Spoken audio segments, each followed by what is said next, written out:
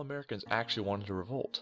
In fact, 1 in 5 Americans were British supporters, then conveniently, 1 in 5 farms were burnt down by Revolution patriots.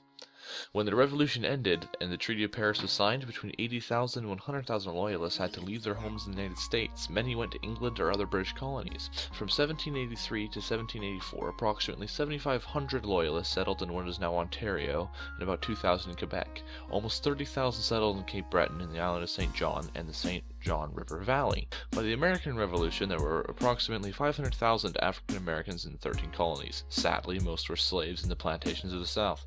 The economics of the slavery in America were a strategic opportunity for the British. By offering to free slaves in 13 colonies, they intended to ruin labor economics in the plantations and weaken the rebels.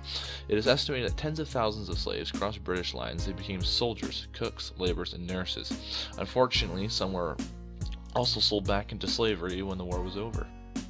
When the American Revolution began, First Nations felt they needed to choose sides, since the Americans wanted their land and to protect their own interests. The Mohawk Nation, which was part of the Haudenosaunee Confederacy, had strong Brit links and maintained a friendship with Sir William Johnson, the British Superintendent of Indian Affairs, but when it came to the Revolution, the Council decided to keep a neutral position. Joseph Brant disagreed with the Council's choice and visited the British as an ambassador to secure a promise of lands in Quebec if the Mohawks fought the British. During the war, Brant led Mohawk and Loyalist fighters against the rebels. When the British lost the war, the 1783 Treaty of Paris recognized American independence and divided British North America. These negotiations left the First Nations out. Feeling betrayed, Brant argued that Haudenosaunee had supported the British for many years. Due to his pressing, the British government gave Haudenosaunee land along the Grand River in southern Ontario. The Mohawks and other members in the Confederacy settled there in 1784. The Mohawks remained British allies after all and fought together later. After 1783, the British made efforts to build up their English-speaking colonies to create populations that were loyal.